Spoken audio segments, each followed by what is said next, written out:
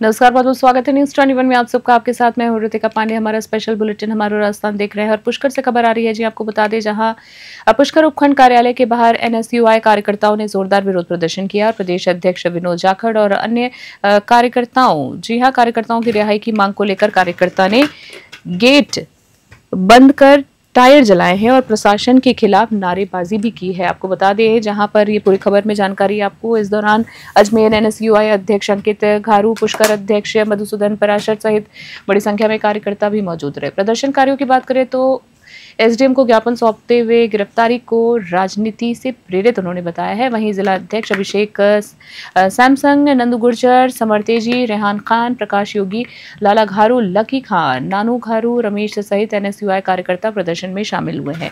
अध्यक्ष अंकित घारू, मधुसूदन पराशर और नंदू गुर्जर ने कहा है कि जब तक साथी कार्यकर्ताओं की रिहाई नहीं होती, आगे का उग्र आंदोलन जो है वो किया जाएगा आगे भी। पुष्कर से सीताराम गहलोत की रिपोर्ट। एसडीएम कार्यालय पुष्कर के अंदर हमने एनयूसी कार्यकर्ताओं ने ज्ञापन दिया है। जिस प्रकार जो डबल इंजन की सरकार छात्रों को परेशान कर रही है, 30 तारीख को हमारे एनयूसी के प्रदेश अध्यक्ष वे हमारे कार्यकर्ता जयपुर यूनिवर्सिटी के बाहर शांतिपूर्वक प्रदर्शन कर रहे थे आरएसएस के खिलाफ। जिस प्रकार शिक्षा के मंदिर के अंदर इस तरीके का एक जहाँ शिक्षा पूजन होनी चाहिए, शिक्षा की बात होनी चाहिए, वहाँ पे एक ये शस्त्र पूजन का कार्यक्रम करते कहीं ना कहीं छात्रों के साथ खिलवाड़ है। उसी मांग को लेकर हमारे एनयूसी के प्रदेश अध्यक्ष शांतिपूर्वक प्रदर्शन कर रहे थे। जो डबल इंजन की सरकार है, जो आरएसएस के इशारों पर चल रही है, उन्होंने हमारे प्रदेश अध्यक्ष जी को आज 16 दिन हो चुके हैं, उन्हें जेल के अंदर रखा हुआ है। एनयूसी की कार्यकर्ताओं की ये मांग है उन्हें जल्द से जल्द छोड़ा जाए, नहीं तो एनयूसी पूरे प्रदेश भर में, देश भर में इससे बड़ा उग्र आंदोलन करेगा। मुख्यमंत्री आवास घेराव करना पड़ेगा, वो भी करेगा। जिस प्रकार आप देख सकते हैं, डबल इंजन की सरकार में दलित पीड़ित है, किसान पीड़ित है, नौजवान पीड़ित है। शिक्षा के नाम पर ये जीरो है, शिक्षा के नाम पर ये स्कूल खोलने के बजाय स्कूल बंद करने का काम कर रहे हैं। पुष्कर में एसडीएम कार्यालय के बाहर एनएसयूआई के छात्रों द्वारा विरोध प्रदर्शन किया गया आरएसएस के खिलाफ। आरएसएस ने राजस्थान यूनिवर्सिटी जयपुर के अंदर हमारे प्रदेश एनएसयूआई के प्रदेश अध्यक्ष विनोद जाखड़ जी विरोध प्रदर्शन कर रहे थे, और विरोध प्रदर्शन करना सबका अधिकार है। किसी का हक नहीं है कि ऐसे ही किसी को जेल में डाल दे। कोई गुंडे थोड़ी है जो जेल में डाल देंगे। इस कारण से हम पूरे प्रदेश के अंदर आज तो साधारण हमने विरोध जताया और ज्ञापन दिया। बाकी अब आगे से हमारी कार्रवाई नहीं होगी, जेल से रिहा नहीं करेंगे तो उग्र आंदोलन होगा पूरे प्रदेश में। नंदू गुर्जर, अजमेर। एनएसयूआई ने पुष्कर एसडीएम साहब को ज्ञापन दिया है कि जो हमारे प्रदेश के जो अध्यक्ष है विनोद जी जाखड़ साहब, उनको एक शांतिपूर्ण धरना जो दे रहे थे विश्वविद्यालय में जयपुर, तो वहाँ उनको गिरफ्तार कर दिया गया। आज 16 दिन हो गए, उनके कोई याचिकाएं नहीं सुनी जा रही है, ना उन पर कुछ सुनवाई हो रही है, ना उनको कोई रिहाई दी जा रही है। वह भाजपा सरकार ये चाहती है कि कोई छात्र नेता आगे बढ़ के ना आए, युवा आगे राजनीति में भागीदारी नहीं दे। इसी कारण जो चुनाव है वो भी 2 साल से बंद पड़े हैं, ना तो चुनाव की ओर ध्यान दी जा रही है और ना ही ऐसे वो चाह रहे हैं कि कोई नया कार्यकर्ता, नया युवा उभर के राजनीति में भाग ले। हमारी जो प्रदेश अध्यक्ष साहब है, उनको भी आज 16 दिन से हिरासत में ले रखा है। बानसूर से खबर देख रहे हैं बुलेटिन में, जहां बता दें बानसूर के चतुरपुरा गांव में एक युवक बिजली कनेक्शन की मांग पूरी न होने पर मोबाइल टावर पर चढ़ गया। पवन सिंह शेखावत नामक एक युवक ने बिजली विभाग पर 1.5 साल से डीपी उपलब्ध न कराने का आरोप लगाया है। उसने बताया कि करीब 1.5 साल पहले उसने बिजली विभाग के डिमांड नोटिस जमा कराया था, लेकिन उसे आज तक डीपी नहीं मिली है। सूचना मिलते ही बाज दयाल पुलिस टीम और तहसीलदार मौके पर पहुंचे। उन्होंने युवक को समझाइश जो है वो की है, प्रयास शुरू किए हैं। पुलिस और प्रशासनिक अधिकारी लगातार युवक को सुरक्षित नीचे उतारने की कोशिश कर रहे हैं। घटनास्थल पर ग्रामीणों की भारी भीड़ भी जमा हो गई। किसी भी अप्रिय घटना से बचने के लिए पुलिस ने टावर के आसपास घेरा बना लिया है। वहीं युवक 2 घंटे से अधिक समय से नीचे नहीं उतरा। प्रशासन उससे बातचीत कर मामले के सुलझाने के प्रयास भी कर रहा है। बानसूर से सतीश शर्मा की रिपोर्ट। नारायणपुर विद्युत विभाग की लापरवाही की वजह से पवन सिंह राठौड़ निवासी नीमूचाना लगभग 4 घंटे से बीएसएनएल के मोबाइल टावर छतर पर चढ़ा हुआ है। विद्युत विभाग के पास लगभग 4 घंटे के बाद भी ऐसी कोई योजना नहीं है कि उस युवक को सुरक्षित उतारा जाए। उसकी माता जैसा कह रही है कि उसने अपना मंगलसूत्र बेच करके आज से 18 महीने पहले डिमांड नोटिस जमा कराया। डिमांड नोटिस को जमा कराए हुए 18 महीने हो गए और विद्युत विभाग कृषि कनेक्शन नहीं दे रहा, और युवक ने बाध्य होकर के, परेशान होकर विद्युत विभाग से आज ये कदम उठाया। पर नारायणपुर प्रशासन के पास अभी तक 4 घंटे इस घटना को हो गए, 4 घंटे के बावजूद अभी तक उनके पास कोई योजना नहीं है। बच्चे को सुरक्षित कैसे उतारा जाए या कनेक्शन कैसा किया जाए, पूरे ग्रामीण यहाँ इकट्ठे हुए हैं। प्रशासन बेलापरवाह हो पड़ा है। खबर देखें रायसिंह नगर से, जहां राज्य सरकार के निर्देशानुसार रायसिंह नगर क्षेत्र की ग्राम पंचायत करडवाली में एक ग्रामीण सेवा शिविर का आयोजन किया गया। आपको बता दें, उपखंड अधिकारी सुभाष चंद्र चौधरी ने बताया है कि शिविर की अध्यक्षता की गई है। इसी शिविर में राजस्व विभाग की ओर से 2 लाभार्थियों को 72 साल के लंबे इंतजार के बाद खातेदारी, जी हां, खातेदारी सनद जारी कर लाभान्वित किया गया है। खातेदारी सनद पाने वाले लाभार्थी जिसमें थान सिंह पुत्र बीझा जाति बावरी निवासी 19 एनपी और जगतार सिंह पुत्र काला सिंह जाति रायसिंह निवासी डाबला, इन दोनों लाभार्थियों ने अपना हक मिलने पर प्रखंड अधिकारी का आभार व्यक्त किया है। शिविर में ब्लॉक स्तर के अधिकारी कर्मचारियों के साथ साथ उप तहसीलदार मुकलावा राजकुमार ढोंडाड़ा, जी हां, और सरपंच एकता रानी भी मौजूद रही। रायसिंह नगर से राजू शर्मा की रिपोर्ट देख रहे हैं आप। गंगधार से खबर देख रहे हैं बुलेटिन में अगली जांच। झालावाड़ जिले के गंगधार उपखंड के चौमहला कस्बे में अग्रवाल परिवार और समाज के लोग आज एकत्रित हुए हैं और मृतक शिवांश को न्याय दिलाने की मांग को लेकर मुख्यमंत्री के नाम एसडीओ, जी हां, एसडीएम को ज्ञापन सौंपा है। चौमहला निवासी वीरेंद्र अग्रवाल के 21 वर्षीय पुत्र शिवांश अग्रवाल की मौत जयपुर के मधानी क्षेत्र के शिवदासपुरा में कॉलेज जाते समय स्टंट कर रही थार जीप की टक्कर से हो गई थी। मृतक की मां की बात करें तो मृतक की मां ने ज्ञापन में अपना दर्द साझा करते हुए कहा है कि जैसे हमारा संसार उजड़ा है, ऐसा किसी के घर चिराग ना बुझे। मेरे बेटे शिवांश को टक्कर मारने वालों के खिलाफ कड़ी कार्रवाई होनी चाहिए। उन्होंने आरोप लगाया कि जयपुर पुलिस इस मामले में कोई खास कार्रवाई नहीं कर रही है। उन्हेल नागेश्वर से गोवर्धन सिंह की रिपोर्ट देख रहे हैं आप। आज अग्रवाल समाज, अखिल भारतीय अग्रवाल समाज चौमेला द्वारा ज्ञापन दिया गया है कि हमारे समाज का होनहार युवा शिवांश अग्रवाल का 23 सितंबर 2025 को एक थार गाड़ी द्वारा एक्सीडेंट कर दिया गया। 7666 जिसका नंबर था और वो लोगों ने वहाँ पर रोज ही स्टंटमैन टाइप वो स्टंट करते आए हैं। तो प्रशासन की आंखें क्यों बंद है, क्यों उनमें कार्रवाई नहीं हो पा रही है, क्यों इतने प्रभावशाली लोगों को खुली छूट है कि किसी की भी जान से वो खिलवाड़ करते रहें। तो मेरा विनम्र अनुरोध है, वो आए दिन वहाँ एक्सीडेंट होते रहते हैं, लेकिन वो लोग प्रभावशाली लोग हैं तो उन पर कार्रवाई तो होनी चाहिए ताकि आगे किसी माँ की गोद नहीं उजड़े और कोई किसी के घर के चिराग नहीं बुझे। मेरा तो यही प्रशासन से निवेदन है कि वो अपना काम करें। निश्चित रूप से कानून पर हमें पूरा भरोसा। खबर देख रहे हैं जहां टोंक जिले के रेल नेटवर्क से जोड़ने की, जी हां, टोंक जिले को रेल नेटवर्क से जोड़ने की दर्शकों पुरानी जो मांग है, यानी लंबे समय से जो मांग चल रही थी, वो अब अंतिम चरण पर है। कह सकते हैं कि टोंक रेल लाव संघर्ष समिति के अध्यक्ष अकबर खान ने बुधवार को जयपुर के खातीपुरा रेलवे स्टेशन पर केंद्रीय रेल मंत्री अश्विनी वैष्णव को टोंक रेल परियोजना शीघ्र शुरू करवाने के लिए ज्ञापन सौंपा है। अकबर खान ने रेल मंत्री को बताया है कि परियोजना के लिए भूमि आवंटन का काम लगभग पूरा हो चुका है और केवल आधी राशि की घोषणा शेष है। ज्ञापन स्वीकार करते हुए रेल मंत्री ने अकबर खान को आश्वस्त किया है कि टोंक रेल निर्माण को जल्द अंजाम दिया जाएगा। टोंक में रेल लाने की मांग 1985 से चल रही है। जी हां, 1985 से चली आ रही है और 2015 में टोंक रेल लाव संघर्ष समिति का गठन भी किया गया है, जिसने लगातार सड़क यात्राओं, जनसंवाद और हस्ताक्षर अभियानों के माध्यम से इस मांग को मुखर किया है। 2020 में परियोजना स्वीकृत के प्रारंभ चरण को केंद्र सरकार ने हरी झंडी दी थी। अब भूमि अधिग्रहण पूरा होने के बाद फंड की घोषणा होते हुए निर्माण कार्य शुरू हो जाएगा। रेल सुविधा जुड़ने से टोंक में शिक्षा, व्यापार, पर्यटन और रोजगार के नए द्वार भी खुलेंगे और जिले में विकास को नया वेग भी मिलेगा। टोंक से ब्रजेश परिडवाल की रिपोर्ट।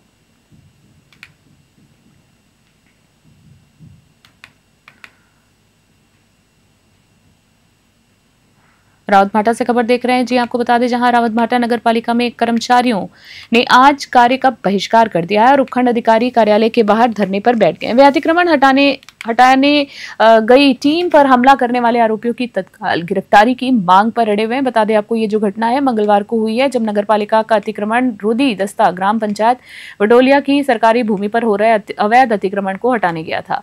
अतिक्रमियों ने जेसीबी चालक और अतिक्रमण प्रभारी नरपत सिंह के साथ मारपीट की और उन पर हमला किया। मारपीट और राज्यकार में बाधा की इस घटना से क्षुब्ध होकर समस्त नगरपालिका कर्मचारियों ने बुधवार को नगरपालिका से वाहन रैली निकाली और उपखंड अधिकारी डॉक्टर कृति व्यास को लिखित ज्ञापन सौंपा है। रावतभाटा से मदन मीणा की स्पेशल रिपोर्ट।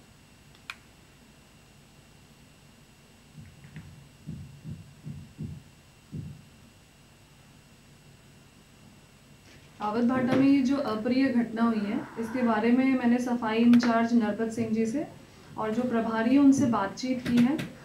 इस अप्रिय घटना के लिए जो भी दोषी हैं उनके खिलाफ कार्यवाही करने के निर्देश हमने पुलिस विभाग को दे दिए हैं।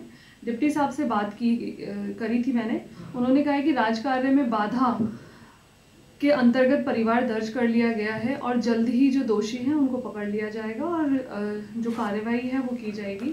इसके साथ ही मैं जो हमारे सभी नगर पालिका के सफाई कर्मचारी हैं उनसे मेरा आग्रह है कि दिवाली को देखते हुए अपने सफाई अभियान को कंटिन्यू रखें। टीम गई थी उधर, पर अतिक्रमण हटाते टाइम पे कुछ अज्ञात आदमी आए जिनका कुछ तो नाम हमने बता दिया है और कुछ अभी भी बाकी है। उन्होंने आके हमारे एक कर्मचारी पे थप्पड़ मारी, गाली गलौज की, ठीक है। उसके बाद में हम सीधा थाने पहुंचे और रिपोर्ट करें। और सुनने में आया कि आज आपके सारे नगर पालिका कर्मचारी हड़ताल पे बैठे हैं या बहिष्कार कर रहे काम, क्या मामला है? ये मामला ये है कि ये इनके मतलब मान सम्मान पे क्षति पहुंची है और ये काम नहीं करना चाहते, इसलिए जब तक वो गिरफ्तार नहीं होंगे जब तक ये यहाँ से जाएंगे। तो सर ये रायसिंह नगर से खबर देख रहे हैं बुलेटिन में, जहां रायसिंह नगर थाना पुलिस ने नशे के खिलाफ अभियान चलाते हुए देर रात गश्त के दौरान एक बड़ी कार्रवाई को अंजाम दिया है। पुलिस ने 22.97 ग्राम चिट्ठी के साथ नशे के सप्लायर राजू धोबी को गिरफ्तार किया है। थाना प्रभारी कलावती चौधरी ने बताया है कि देर रात पुलिस गश्त के दौरान मिनी सचिवालय के पास एक युवक पुलिस की गाड़ी को देखकर भागने की कोशिश करने लगा। पुलिसकर्मियों ने घेराबंदी कर उसे पकड़ा और तलाशी ली तो उसके पास से उक्त मात्रा में नशीला पदार्थ बरामद हुआ। गिरफ्तार युवक ने पूछताछ में अपना नाम राजू धोबी उर्फ साइम नट पुत्र प्रहलाद धोबी बताया है। पुलिस ने आरोपी के खिलाफ मुकदमा दर्ज कर लिया है और मामले की जांच समेजा थाना प्रभारी कृष्ण कुमार को सौंप दी। रायसिंह नगर से राजू शर्मा की रिपोर्ट।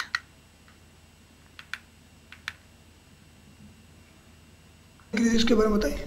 कल दिनांक 15/10/2025 को रात्रि गश्त में अपने स्टाफ के साथ रात्रि गश्त में थी तो आकस्मिक चेकिंग में राजू धोबी सनो प्रहलाद धोबी निवासी रायसिंह नगर के पास से हमें 22.97 ग्राम हेरोइन जो अवैध मादक पदार्थ NDPS में है उसको गिरफ्तार किया है।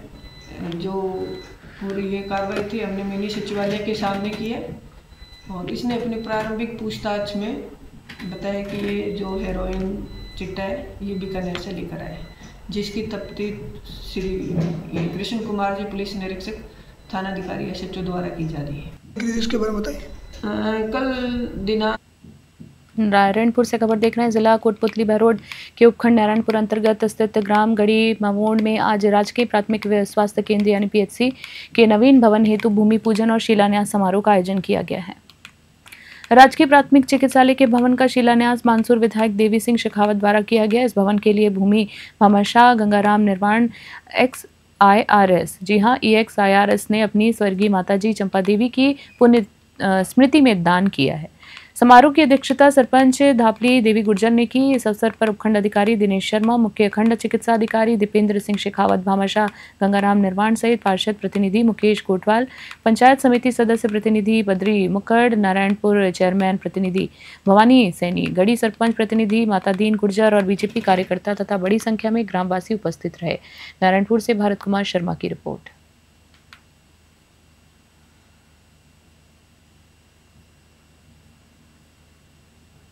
नमस्कार सर।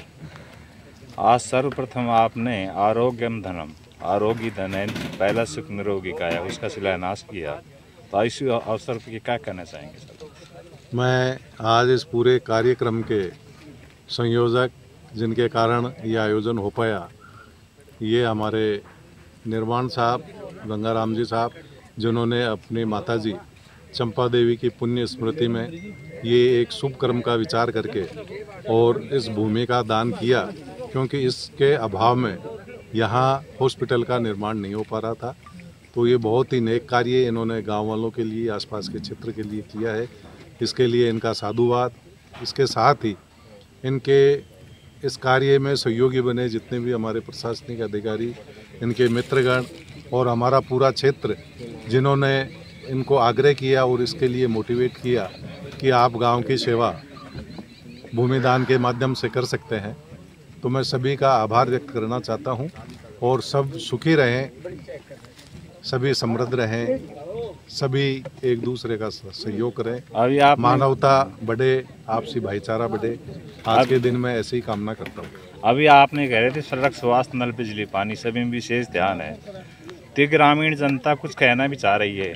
आने वाले मंत्रिमंडल में आपको गुरु जी कुछ कहना चाह रहे थे, वो भटक गए, तो कुछ पद पे देखना चाहती है, तो संभावना नजर आ रही है। देखिए, ये जनता का आशीर्वाद है, फलीभूत होता है। और मैं तो अब देखो यहाँ इस क्षेत्र का बेटा हूँ, बच्चा हूँ, परिवार का भाई हूँ, तो अपना आदमी चाहे खोटा भी हो तो भी उसके लिए शुभकामनाएं लोगों की मिलती है।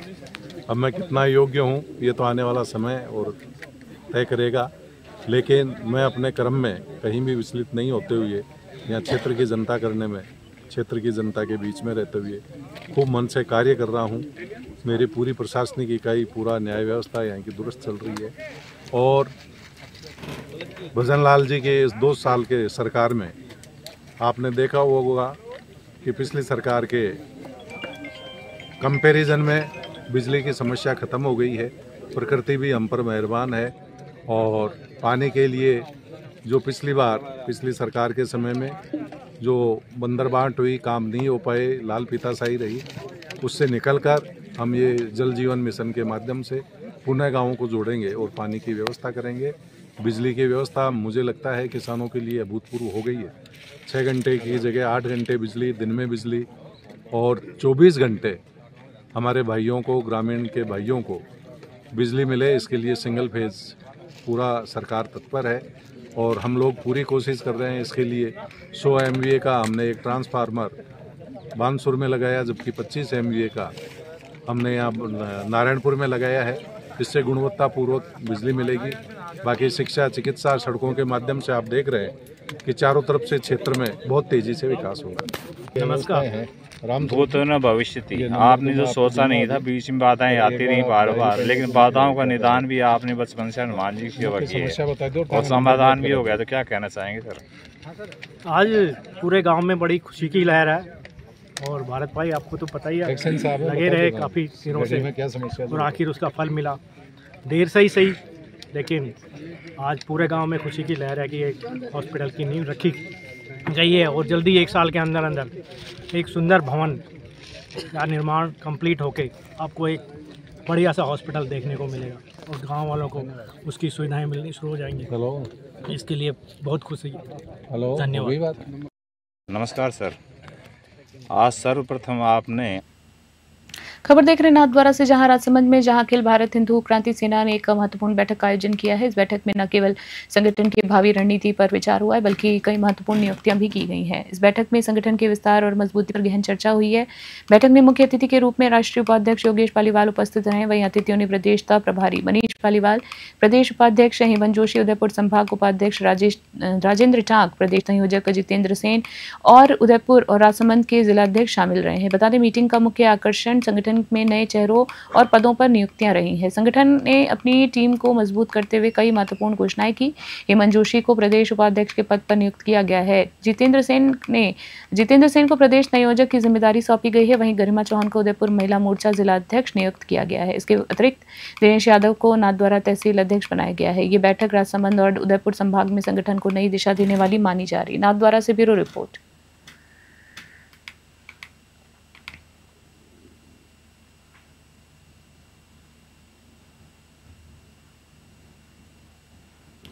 गंगरार से खबर देख रहे हैं। चित्तौड़गढ़ से गंगरार से बड़ी खबर आ रही है, जहां कांग्रेस का संगठन सृजन अभियान सियासी अखाड़ा बनता जा रहा है। शिव वाटिका में बुधवार मीटिंग की जिला अध्यक्ष नियुक्ति सुझाव बैठक राजनीतिक अखाड़े में बदल गई। जी आपको बता दें, पूर्व विधायक बिदुड़ी और जिलाध्यक्ष भैरू लाल को बंद कमरे में प्रवेश नहीं मिला, जबकि आपको बता दें, अंजना समर्थकों ने उदय लाल जिंदाबाद के नारे लगाकर माहौल अपने पक्ष में किया। कार्यकर्ताओं की जातीय भिड़ंत और गाली गलौज के बीच AICC पर्यवेक्षक सुभाषिनी यादव, छोटू राम मीणा और PCC ऑब्जर्वर पुष्पेंद्र भारद्वाज दंग रह गए और पीछे के दरवाजे से सुरक्षित निकल गए। इस बैठक में अंजना समर्थकों की ताकत साफ झलकी। चित्तौड़गढ़ से ब्यूरो रिपोर्ट।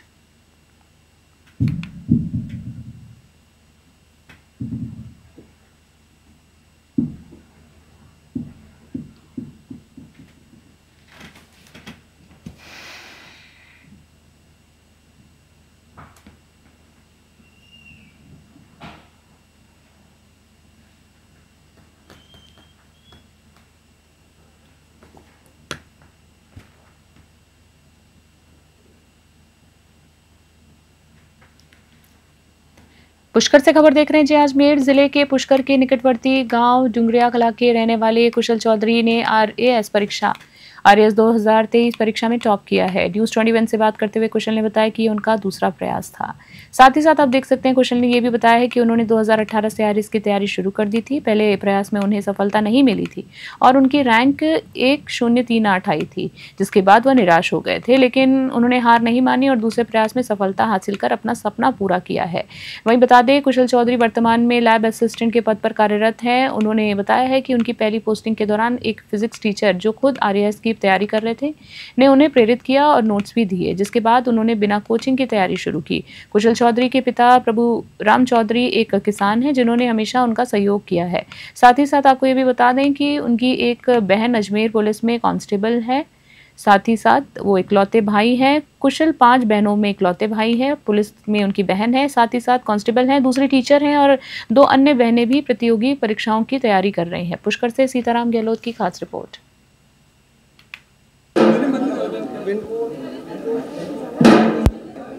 सर आरएएस 2023 के फाइनल रिजल्ट में मुझे प्रथम रैंक मिली है। अभी मैं गांव पहुंचा ही हूँ। फैमिली मेंबर्स और फ्रेंड्स यहाँ पे सारे इकट्ठे हुए हैं। बहुत खुशी महसूस हो रही है।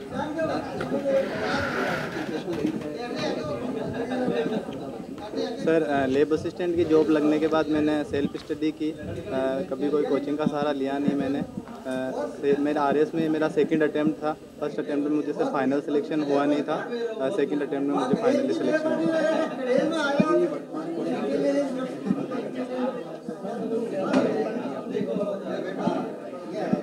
वर्तमान में सर जो राजकीय उच्च माध्यमिक विद्यालय तबीजी में लैब असिस्टेंट के पद पे कार्यरत हूँ।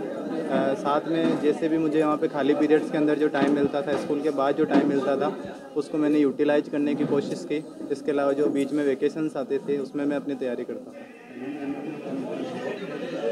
फैमिली मेम्बर्स में सर मैं एक भाई हूँ और मेरे सिस्टर्स है और मम्मी पापा हैं। परिवार में खुशी है क्योंकि हमारे 5 बहनों के बीच में एक ही भाई है और हम सारे सब परिवार में खुशी हो रही है क्योंकि हमारे गांव में पहली बार नाम किया है इसने। आरएएस में टॉप किया है। हाँ, राजस्थान में पहले टॉप। कैसे भाई साहब क्या पढ़ाई रही है, आप लोगों का कैसे सपोर्ट है?